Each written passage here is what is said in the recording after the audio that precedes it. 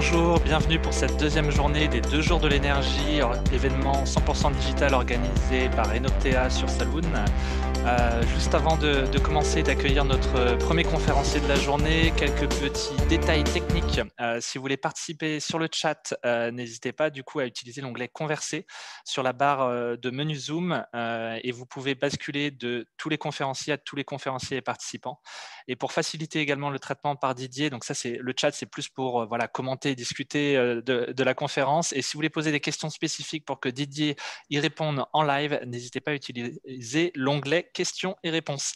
Et donc je vais demander à Didier Lamy, directeur général de HX Experience, je ne sais pas si je prononce bien, de venir me rejoindre et qui va nous parler du coup de décret tertiaire. Bien, merci Benoît. H-Experience, c'est bien ça. Et bien, bonne conférence Didier. Voilà, je m'assure que vous voyez bien mon écran. Est-ce que c'est le cas?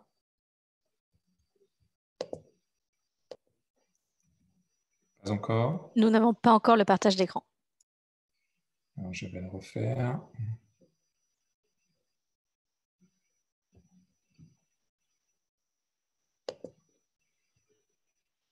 Est-ce que c'est le cas? C'est bon, on le voit. Parfait. Eh bien, écoutez, bonjour à toutes et à tous. Merci de prendre le temps de participer à cet événement ce matin. Comme annoncé dans le titre, l'objectif de cette session est de parler d'indicateurs de performance et surtout de comment construire ces indicateurs de performance dans le cadre d'un projet d'optimisation de performance énergétique pour un bâtiment. J'insiste sur le comment, puisqu'on va vraiment regarder cette partie-là, plus que sur quel type d'indicateur de performance. Je pense qu'il y a beaucoup de spécialistes en énergie qui sauront dire quels sont les indicateurs de performance génériques qui existent. Mais ce qui est important, c'est de construire vos indicateurs de performance qui correspondent à votre situation. Alors, peut-être une petite introduction rapide sur H-Experience. Que faisons-nous? Qui sommes-nous? Nous sommes un éditeur de logiciels spécialisé dans le bâtiment connecté. Est-ce que notre objectif, ce que nous souhaitons faire, c'est de donner du sens aux données qui existent au sein d'un bâtiment. Et il en existe beaucoup et on peut en fabriquer beaucoup, mais il est important surtout de leur donner du sens et de pouvoir les exploiter. Donc, nous collectons toute source de données structurées ou peu ou pas structurées. Nous les modélisons. On reviendra beaucoup sur cet aspect-là tout à l'heure. Avec une plateforme qui assure la gestion, la sécurité, la qualité des données et la labellisation. Cette plateforme, j'insiste aussi sur ce point, est ouverte, c'est-à-dire que les données sont d'une part la propriété du client, mais il peut les utiliser à l'extérieur de ces plateformes. Et les utilisations de ces données, nous en proposons quelques-unes. Et nous sommes la première application multifonctionnelle pour le bâtiment, c'est-à-dire qu'on couvre des champs fonctionnels très divers, l'environnement, avec l'objectif de réduire l'impact environnemental, le parti opérationnel gagner en productivité opérationnelle, on parle beaucoup de maintenance, d'usage des espaces, et enfin assurer et bien gérer les espaces de vie et de travail, et là on parle beaucoup de santé et de bien-être, c'est un sujet d'actualité, de santé et de bien-être des occupants, que ce soit des résidents, des collaborateurs, des citoyens dans le cadre de collectivités locales par exemple. Donc, concernant la gestion et notre vision de la gestion énergétique, alors, comme je pense beaucoup d'acteurs le disent, il y a une phase de planification qui définit les bases d'un plan d'efficacité énergétique.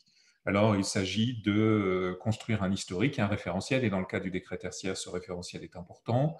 De pouvoir ensuite commencer à regarder ses achats et voir si on achète bien son énergie, voir la qualité des relations que l'on a avec son fournisseur d'énergie et de créer un schéma directeur. Cette première phase fait appel à beaucoup de données qui sont des données de type historique de consommation, des données contractuelles, des données financières, des données structurelles aussi, pour pouvoir commencer à établir un plan, un modèle de données qui correspond à la structure de votre entreprise. Une fois cette phase terminée, on peut passer à l'action. Et passer à l'action, ça veut dire avoir un plan d'action et pouvoir agir pour aller chercher des zones d'optimisation énergétique. Alors, il y a 3 domaines principaux sur lesquels on peut agir. Alors, chacun de ces domaines a des caractéristiques d'investissement et de retour sur investissement qui sont différentes, puisqu'on peut agir sur l'activité. Donc, l'activité, c'est quels sont les usages à l'intérieur du bâtiment. Et généralement, ça permet d'obtenir des résultats extrêmement rapides pour un investissement très, très faible. L'exploitation, donc là, on regarde comment on gère le bâtiment d'un point de vue technique, énergétique. Là aussi, les investissements sont relativement modestes et les retours sur investissement très rapides. Et enfin, le bâti sur lequel, là, on est sur des programmes beaucoup plus longs, des investissements beaucoup plus importants. Certes, des retours qui peuvent être également importants, mais sur une durée beaucoup plus longue. Alors, pour agir sur ces 3 segments, il faut définir un plan d'action, il faut le réaliser et en mesurer les résultats et avoir un cycle permanent d'optimisation. Alors, ça fait appel à différents types de données, des données temporelles, qui sont des données de consommation, bien entendu, ou de sous-consommation, des données opérationnelles, de température, de qualité de l'air, de suivi des ouvrants, par exemple. Des données d'usage, alors ça peut être des données de présence, par exemple, de fréquentation, voire de géolocalisation, et des données contextuelles qui sont un peu liées aux données d'usage, c'est-à-dire qu'on peut comprendre dans quel contexte le bâtiment est utilisé. J'y reviendrai tout à l'heure parce que c'est un point important de la structuration des données. Et bien entendu, des données économiques. Il est important de pouvoir prendre en compte ces données économiques pour rapporter l'ensemble des analyses que l'on fait à l'activité qui se déroule au sein du bâtiment. Alors, quelque part, c'est contextuel également, c'est contextuel économique, mais vous verrez tout à l'heure que ça, avec un exemple, que ça donne beaucoup de sens et que ça parle beaucoup aux clients finaux. Alors, la modélisation de ces données est vraiment très importante. Je reprends en fait un petit peu la structure que je viens de parcourir tout à l'heure en regardant les 3 couches, entre guillemets. La première couche, c'est la couche des données. Donc, on retrouve gestion, opération et activité. Alors, gestion, on en a parlé, c'est capable d'ingérer des factures, de comprendre les factures de différents types de fournisseurs, de pouvoir récupérer des fichiers historiques de diverses sources qui ne sont pas forcément toujours très structurées et qu'il faut remettre en forme, et des données de contrat. Ça, c'est une première source de données qu'il faut absolument être capable d'ingérer dans un outil de gestion d'optimisation énergétique. Des données opérationnelles. Alors là, on parle de comptage sous comptage, température d'eau, pression, débit, présence, température de fumée, par exemple, des données issues de GTB ou de machines qui sont déjà connectées. Il y a de plus en plus de chaudières, par exemple, qui sont déjà connectées, d'ouvrants, de géolocalisation, j'en ai parlé tout à l'heure. Et des données d'activité, ça peut être des données de production sur le site. Alors, ça peut être de la production physique, ça peut être de la production de services, bien entendu, de fréquentation, de chiffre d'affaires, je l'ai mentionné également. Toutes ces données doivent être modélisées. Et donc là, on parle de metadata. Donc, en fait, ça consiste à taguer ces données, d'enrichir ces données avec d'autres informations qui sont, premièrement, des informations patrimoniales, où se situent et à quoi correspondent les données qu'on collecte vis-à-vis de votre patrimoine, des données d'usage. Alors, bien entendu, là, on parle d'usage au sens classique bâtiment, c'est-à-dire électricité, chauffage, éclairage, pardon, chauffage, ventilation, etc. Et puis des données de service. Alors, au niveau du service, on se rapproche là de l'organisation ou de l'activité qui se déroule au sein d'un bâtiment pour pouvoir corréler ces données avec ce qui s'y passe. Ces données nous permettent de calculer et les métadatas qui sont associés, donc les informations enrichies qui viennent enrichir les données, permettent de calculer différents types d'indicateurs de performance. Dans un premier temps, au niveau de la gestion, de bien comprendre si on a une adéquation entre ces contrats et les besoins, de vérifier la qualité de la facturation par des comparaisons d'index, tout simplement, de pouvoir également faire des recommandations automatiques sur les contrats que vous avez signés avec les fournisseurs pour pouvoir ajuster vos contrats au plus près de vos besoins et optimiser, bien entendu, les coûts associés. Pour la partie opérationnelle, là, on va regarder capable de mettre en œuvre des données de consommation au regard des usages. Donc ça, c'est relativement standard. Combien consommons-nous en chauffage, en éclairage, etc. Mais aussi de pouvoir calculer des rendements sur certaines machines, par exemple. Je pense particulièrement à des systèmes de chauffage, où on peut regarder et faire des calculs simples de rendement et de voir si la machine est bien optimisée, si son réglage est bon, si la machine est à la hauteur de nos attentes, tout simplement. Pouvoir optimiser la précision de la régulation. Je suis assez frappé de voir que certains bâtiments qui sont vraiment au top de ce qui se fait en termes de système de régulation, de machines connectées, etc., de voir comment les utilisateurs internes ne sont pas satisfaits du service rendu à la fin. Et donc, il y a manifestement encore des étapes à franchir pour pouvoir exploiter l'ensemble des techniques disponibles et faire en sorte que cela se convertisse en satisfaction des utilisateurs finaux. Consommation en fonction de la fréquentation, ça c'est un point très important pour pouvoir commencer à réfléchir à l'ajustement ou à l'auto-ajustement du bâtiment à son usage. Bien entendu, définir les talons de consommation, comprendre des déperditions et bien entendu détecter des usages énergivores ou des gisements d'économie. Sur la partie activité, là on regarde plus comment cette consommation est rapportée à, comme je l'ai dit tout à l'heure, ce qui se passe dans le bâtiment. Donc ça peut être par unité de production, encore une fois, physique ou service, ou par unité financière. Et donc là, j'ai mis les points de suspension parce que c'est vraiment spécifique à l'activité qui se déroule au sein du bâtiment et de pouvoir mettre en œuvre des indicateurs spécifiques par rapport à ce bâtiment. Alors, il existe plusieurs modèles de données qui commencent à émerger. Vous avez un exemple ici qui est un modèle qui est inspiré par le modèle BRICS américain qui commence à réfléchir à comment modéliser l'ensemble des données.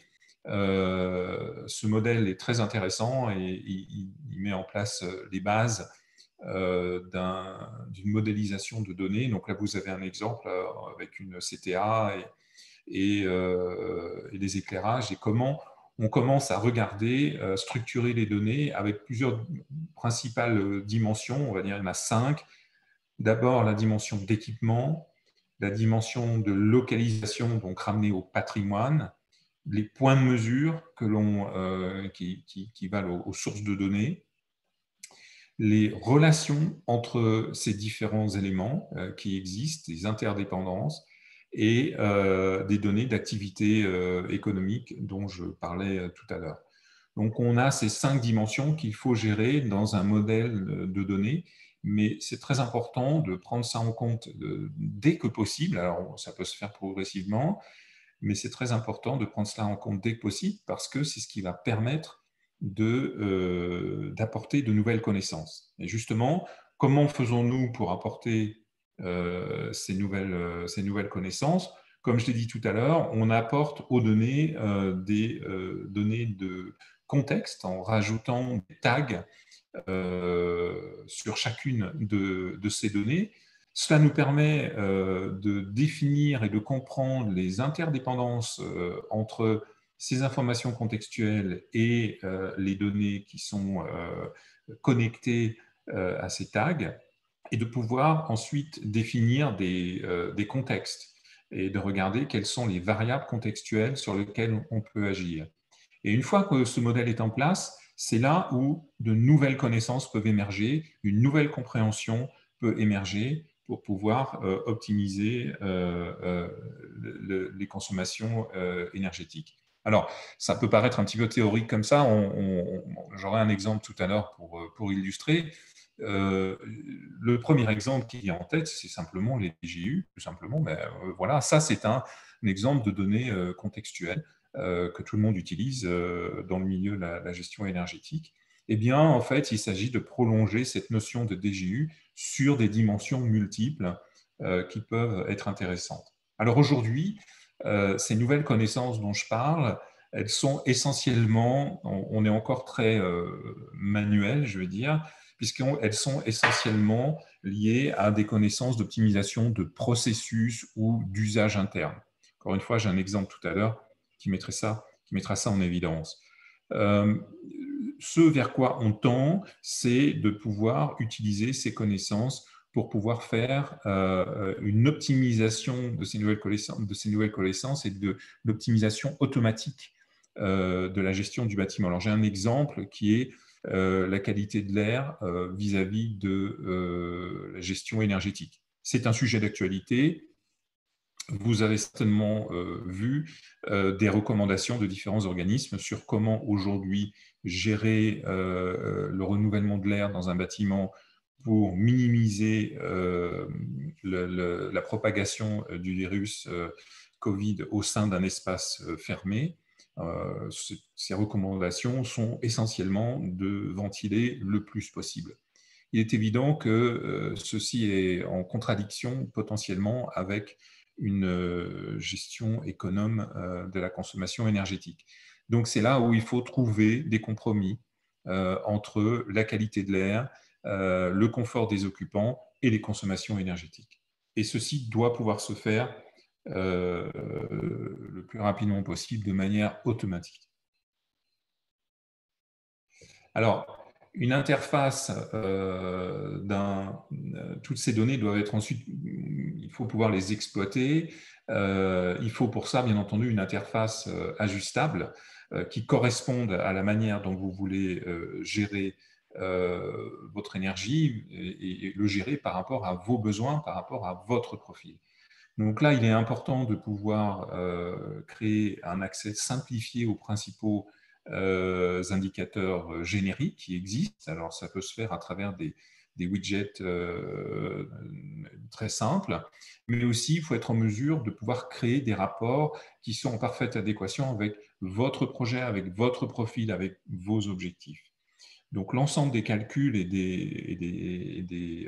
de l'enrichissement des données doivent pouvoir être transmis de manière à la fois simple et aussi apporter une flexibilité très grande pour correspondre aux attentes que vous avez. Donc, la finalité de ces indicateurs de performance, la gestion des contrats de fournisseurs d'énergie et de maintenance. Donc, fournisseurs d'énergie, on en a parlé, c'est relativement simple et déjà beaucoup d'outils le permettent. Gestion des abonnements, gestion de la qualité de la facturation.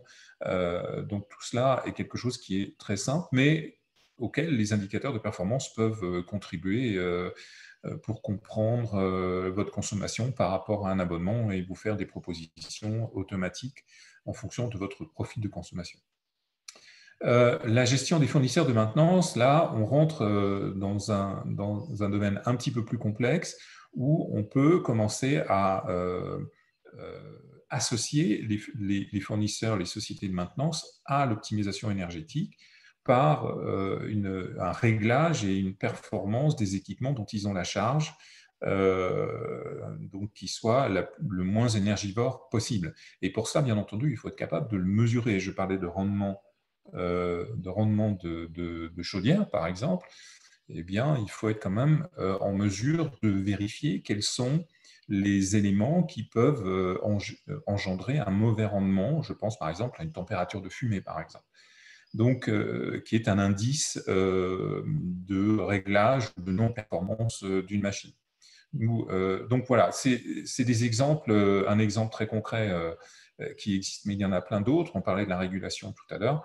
Eh bien, c'est comment régler le bâtiment pour qu'il soit optimal et qu'il apporte le meilleur compromis confort-énergie.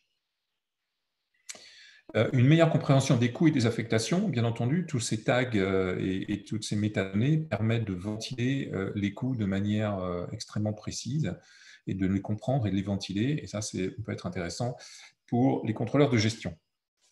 Identification des gaspillages et détection des gisements, c'est là où je parlais des nouvelles connaissances, où on peut comprendre certaines choses et tout de suite agir par des optimisations de processus internes ou des optimisations d'usage, ou simplement par de la sensibilisation.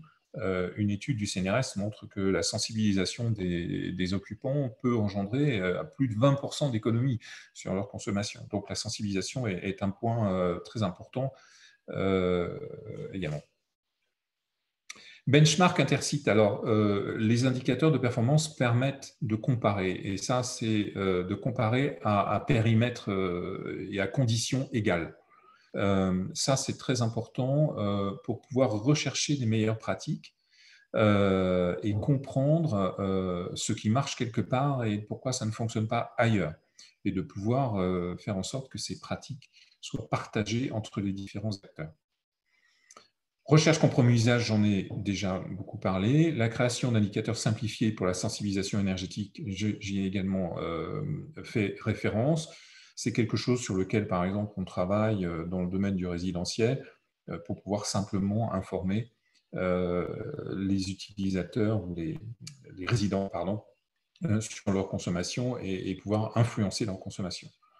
Le réglage dynamique du bâtiment en fonction de son usage, j'y ai déjà également grandement fait référence. L'aide à la décision d'investissement, donc que ce soit au niveau des équipements, on parlait tout à l'heure de performance de machines, et bien là, il est important de pouvoir regarder ça et éventuellement prendre des décisions sur le changement d'une machine, le changement d'un éclairage en LED, etc., et de pouvoir quantifier l'impact que ces investissements auront sur la consommation. L'aide à la décision d'investissement, à la décision d'investissement immobilier organisationnel, donc là aussi, en fonction de l'usage des espaces et des évolutions d'organisation, on peut aussi simuler quels pourraient être les impacts sur les consommations. Alors, je vais vous donner un exemple très concret sur un projet qui existe, qui est en fait un hôtel. Pardon, ça va un petit peu plus vite que prévu. Donc, où on regarde quelles sont les performances d'un hôtel. Alors, à la fois à titre de maintenance, en supervisant les équipements critiques, ce qu'on appelle les équipements critiques, ce sont les équipements qui ont un impact sur la satisfaction des clients. La prise en compte aussi des employés et des attentes des employés, la prise en compte des attentes des clients également. Enfin, la gestion du risque sanitaire, ça c'est également ce qui est fait dans le cadre de ce projet. Et voilà. Donc je vous explique comment, la genèse de ce projet. Notre client se posait beaucoup la question sur savoir si les données de consommation sont bonnes ou pas bonnes, tout simplement. Et sans avoir de référentiel, il est difficile de dire si les informations de consommation de les qualifier. Est-ce que j'ai le bon fournisseur et le bon abonnement? Est-ce que la facture est correcte? Est-ce que comment je peux sensibiliser mes employés, puisque dans une démarche RSE, il est également important de pouvoir sensibiliser l'ensemble des collaborateurs aux consommations énergétiques. Est-ce que d'autres bâtiments similaires ont des meilleurs résultats et où agir? Donc, ce que l'on a proposé, c'est de regarder la consommation et de rapporter les consommations à l'activité de cet hôtel. Alors bien entendu en regardant l'ensemble de l'hôtel, mais en regardant les activités de l'hôtel. Il y en a deux qui sont une activité d'hôtellerie et une activité de restauration. Et on a recherché à cartographier en fait l'activité de l'hôtel et de ramener l'ensemble des consommations à cette activité. Donc, ça nous a permis de donner beaucoup plus de sens aux actions et de comprendre pourquoi un hôtel consommait plus de 200 litres d'eau par nuitée et un autre était plutôt à 150. Pourquoi on avait telle consommation d'énergie, de gaz par repas dans un hôtel et beaucoup plus dans un autre. Donc, on a pu définir des indicateurs de performance spécifiques pour l'hôtellerie et la restauration et créer un catalogue associé à cette activité aujourd'hui qui compte environ une bonne soixantaine d'indicateurs. Alors, ils ne sont pas tous utilisés au jour le jour, seulement quelques-uns sont utilisés au jour le jour, mais ça a permis de mettre en place des indicateurs de référence et de comparer les établissements les uns avec les autres. Voilà, donc ça, ce sont les différents types d'indicateurs qu'on a pu mettre en place. Excusez-moi, j'ai oublié d'appuyer sur une touche. Donc, on retrouve les différents indicateurs de kilowattheures par mètre carré. Bien entendu, ça c'est classique, mais d'électricité par nuitée, d'électricité par couvert, d'eau par nuitée, etc. Donc ça, ce projet a tout de suite et très rapidement permis de baisser les consommations entre 10 et 25%. Alors, ces consommations, ces baisses de consommation sont essentiellement dues à la manière dont on utilise le bâtiment.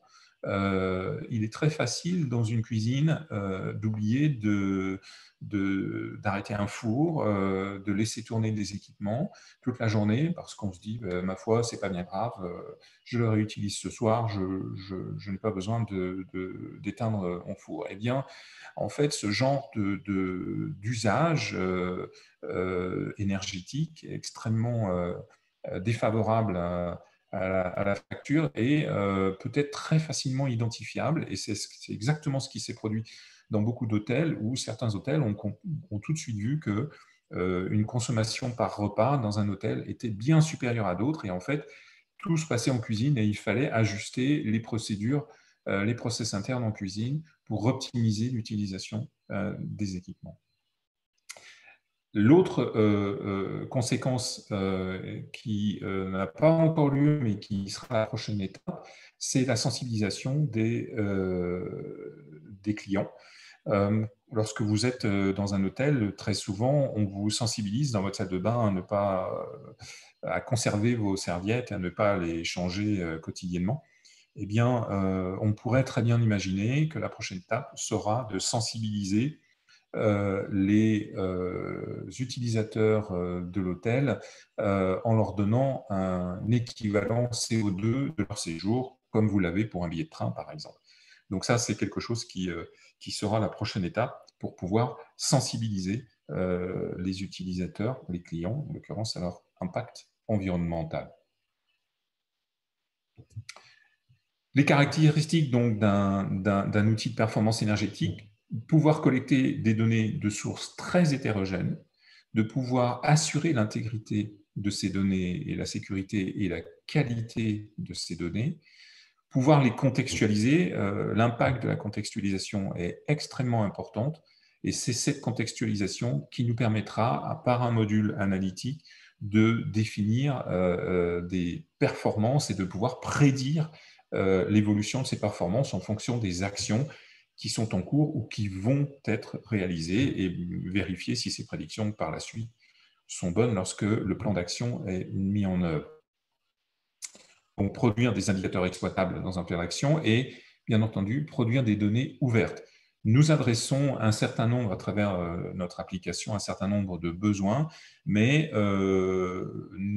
l'ensemble des données que nous produisons reste ouverte à l'extérieur, car nous n'avons pas la prétention de pouvoir adresser l'ensemble des applications possibles aujourd'hui et demain dans le bâtiment, et il est tout à fait possible de produire des applications à l'extérieur de la plateforme que nous proposons. En conclusion, Pour agir en amont des consommations, il faut cartographier les usages, il faut un ciblage précis des objectifs et construire des indicateurs de performance associés, assurer la pertinence et la qualité des données, avoir une solution adaptable à tout type d'environnement et d'activité qui se déroule au sein du bâtiment, pour garantir une équation économique performante et obtenir l'adhésion des utilisateurs. J'insiste beaucoup sur ça, ça a été un des points du succès des projets sur lesquels nous avons travaillé, c'est d'impliquer les utilisateurs, sinon le projet reste dans les placards et les gains énergétiques restent virtuels. Bien entendu, l'historisation des données. Notre vision du Smart Building, c'est que toutes les données collectées au sein d'un bâtiment doivent être utilisées plusieurs fois. La valeur des analyses va également dépendre de la richesse et de la diversité des données que l'on collecte. Je vous remercie. On place maintenant aux questions, je crois. Merci beaucoup Didier. Oui, effectivement, nous avons déjà 3 questions. Mm-hmm. Alors la première, c'est bonjour. Sur votre interface de visualisation, l'utilisateur a-t-il la possibilité de créer ses propres indicateurs et rapports seuls ou est-ce paramétré en amont avec votre aide? Alors, aujourd'hui, nous fabriquons, nous avons ce qu'on appelle une usine à widgets et une usine à rapports. Ça nous permet de pouvoir créer des widgets et des rapports extrêmement rapidement. Nous n'avons pas encore donné complètement la main à nos utilisateurs sur la création des rapports, mais c'est la prochaine étape. Clairement, nos clients nous demandent cela, c'est d'être capable de créer des rapports par eux-mêmes. Alors, notre interface permet néanmoins à quand même un dashboard qui est configurable, pleinement configurable par l'utilisateur et de manière individuelle d'ailleurs, hein, pour chacun des utilisateurs. C'est-à-dire que cette interface, on peut aller piocher dans un catalogue de widgets qui est disponible et construire son rapport de manière très simplement avec un système de drag and drop. Donc, on peut construire son rapport au sein d'un catalogue de widgets disponibles. Donc, il y a une certaine flexibilité dans l'outil. Néanmoins, la prochaine étape, ce sera de pouvoir créer des rapports de type BI, par exemple, mais que le client lui-même ou l'utilisateur final lui-même soit en mesure de le faire. Et ça, c'est une échéance relativement proche.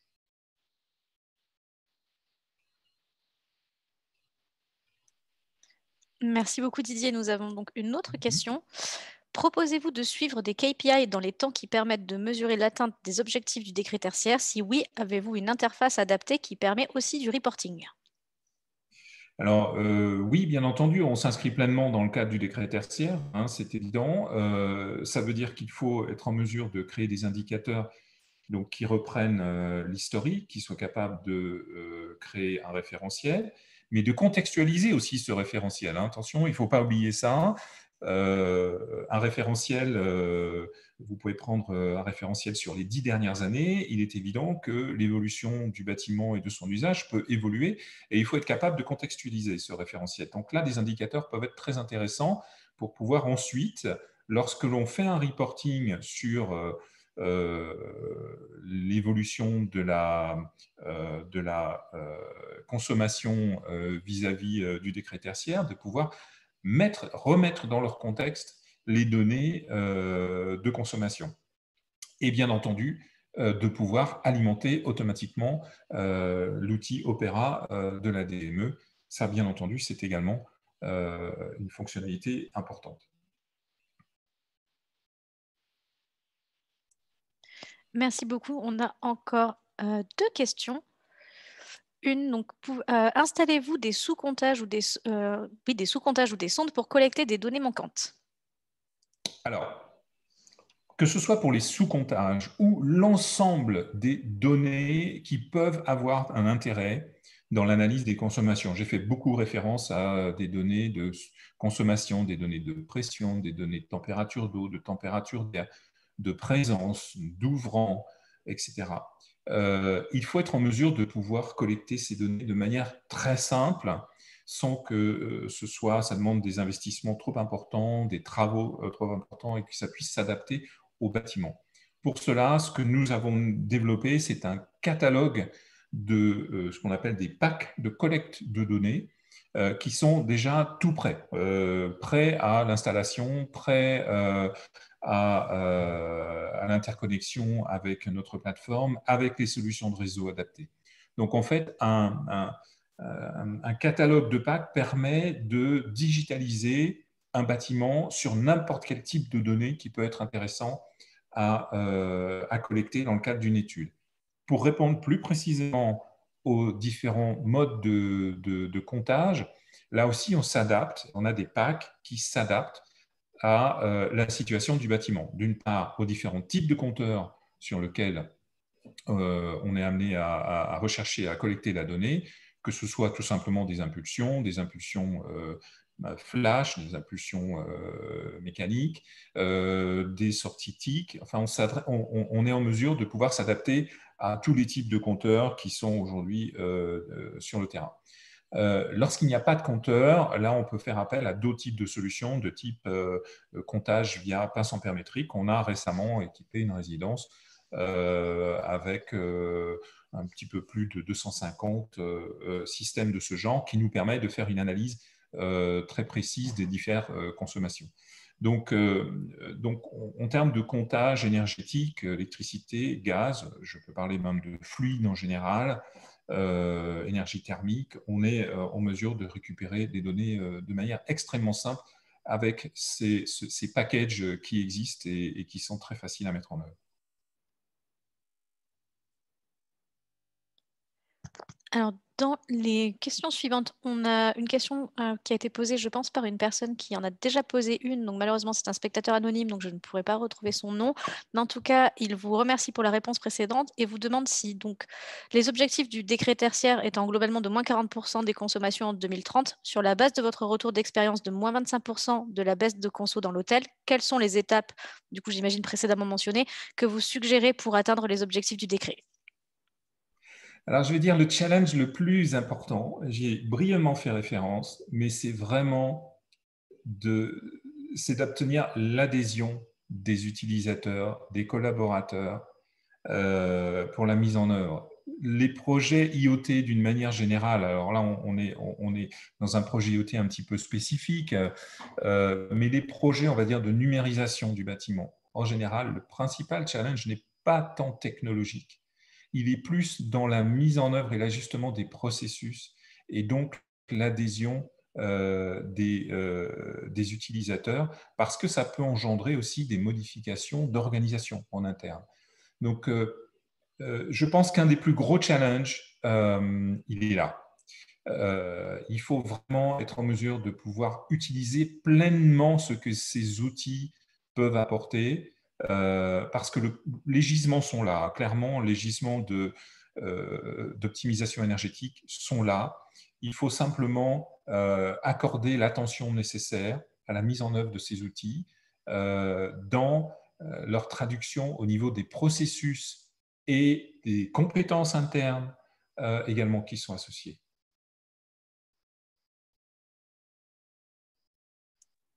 Nous avons encore deux questions. Comment peut-on ajuster les données ou les normaliser? Pouvez-vous nous éclaircir sur la régression multiple? Oula, je ne suis pas sûr de comprendre tout le sens de la question. La normalisation de ces données, j'ai fait référence tout à l'heure au niveau des différents modèles qui commencent à exister. Alors, beaucoup de plateformes se prétendent être boss. Vous avez probablement entendu parler du Building Operating System et de créer leur propre operating system.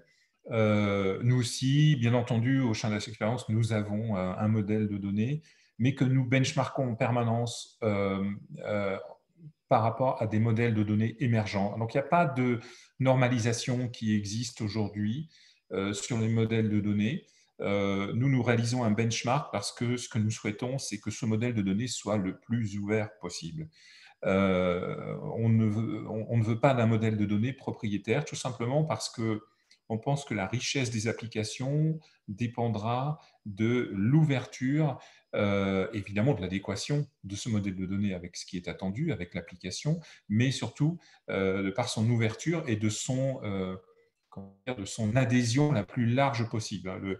Le comparatif que l'on fait régulièrement, ce sont les smartphones, même si c'est différent, mais vous avez 2 ou 3 operating systems avec des modèles, et c'est grâce à cela qu'on a pu voir l'émergence d'un très grand nombre d'applications. Eh bien, toute proportion gardée, on peut transposer cette vision-là au niveau du bâtiment, et il est important qu'il y ait un modèle de données le plus largement possible utilisé, en tout cas un ou quelques-uns, de manière à pouvoir faire en sorte qu'il y ait plus d'applications qui émergent. Ensuite, on a une question aussi de Laure dans le chat qui nous demande si donc on peut revenir, enfin pour revenir sur le comptage, si elle demande si elle a bien compris, vous essayez d'éviter de poser du nouveau matériel tant que possible en vous basant sur ce qui est déjà dans le bâtiment? Oui, alors vous avez tout à fait compris, c'est ça. On ne cherche pas à fabriquer des données pour le plaisir. S'il existe des données à l'intérieur du bâtiment ou même à l'extérieur qui existent, j'entends par là des machines qui sont déjà connectées, on est déjà par exemple interconnecté avec le cloud de certains fabricants de chaudières, que ce soit des GTB, où on peut évidemment récupérer les données des GTB sans en affecter le fonctionnement, donc on les récupère. Des données, bien entendu, de fournisseurs de l'énergie, j'en ai parlé, hein, de factures ou autres.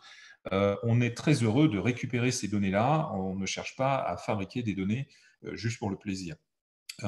Par contre, il peut arriver que certaines données sont manquantes. Je pense à des données de sous-comptage qui ne sont pas disponibles, par exemple. Donc là, il est intéressant d'aller chercher des données de sous-comptage pour affiner la compréhension et aller dans le sens de l'analyse dont je vous ai parlé pendant cette présentation. Donc, on ne fabrique les données que si elles ne sont pas disponibles, et on est très heureux de réutiliser ce qui existe. Absolument. Merci beaucoup Didier. On a aussi une question. Proposez-vous un accompagnement humain? Comment des personnes pouvant gérer la relation avec les mainteneurs et exploitants? Comme des personnes, pardon, pouvant gérer la relation avec les mainteneurs et les exploitants. Alors, oui, on a une branche qui s'appelle H-Expertise. Donc, cette branche H-Expertise, elle a 3 volets. Elle a un volet qui est dans la pré-projet, on va dire, qui est dans l'accompagnement de nos clients dans la définition des objectifs, du périmètre de projet associé à ces objectifs, et donc de créer un projet et donc le périmètre associé. Ensuite, un deuxième volet qui est dans la réalisation de ce projet, soit en clé en main, et on s'occupe de l'ensemble, c'est-à-dire des sources de données, des aspects réseau également qui peuvent être nécessaires, et de l'application et de sa configuration. Et ensuite, on livre la solution complètement finie à notre client. Et ensuite, on transfère. Donc, ça porte un nom, un acronyme anglais qui s'appelle Build, Operate, Transfer, BOT. Désolé pour l'anglicisme. Par contre, ensuite, il y a une troisième dimension qui est la dimension métier. Donc, cette dimension métier qui est une dimension soit de gestion énergétique, soit de gestion de maintenance opérationnelle. On travaille avec des partenaires métiers parce qu'on n'a pas la prétention de pouvoir dire on est des experts métiers dans tous les domaines du bâtiment. Ce n'est pas notre vocation. Notre vocation est de fournir un outil qui vienne aider l'ensemble des acteurs du bâtiment à être plus efficaces. Donc là, on a un réseau de partenaires métiers, énergéticiens, des gens qui sont exploitants et qui connaissent les contraintes d'exploitation sur le bout des doigts. Et donc, on travaille avec ce réseau de partenaires pour compléter l'expertise que nous apportons. Et la toute dernière question du coup pour ce matin, comment tenir compte des variables pertinentes telles que le climat, entre parenthèses degré-jour? Mais comme je vous l'ai montré, je l'ai donné comme exemple tout à l'heure, c'est un des premiers exemples de contextualisation des données de consommation énergétique. Donc, le degré jour permet d'effacer, on va dire, quelque part, les variables météorologiques pour comprendre la consommation au sein d'un bâtiment. Donc là, c'est un exemple, c'est le premier exemple en fait qui existe en termes de gestion énergétique, de contextualisation des données de consommation. Donc, ces données degré jour sont utiles, par exemple, dans la phase de gestion de recherche d'une année de référence dans le cadre du décret tertiaire. Ça, c'est très important de pouvoir prendre en compte les degrés jours et de pouvoir effacer, entre guillemets, les variables météorologiques pour pouvoir prendre une année qui soit la plus intéressante pour le client et à partir de laquelle on va pouvoir calculer les économies attendues dans le cadre du décret tertiaire.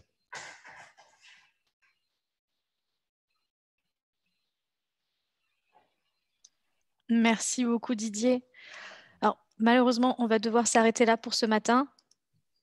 Merci à tous et à toutes. Merci beaucoup. Merci à tous les participants pour vos questions. Ça fait toujours très plaisir de voir que vous vous impliquez et que vous vous intéressez et que vous posez des questions à nos conférenciers. C'est vraiment très important. Je vous remercie encore Didier d'être venu et d'avoir inauguré cette deuxième journée des 2 jours de l'énergie et en espérant vous revoir sur un prochain salon. Une très bonne journée à tous et à toutes. Merci beaucoup. Merci beaucoup. Au revoir.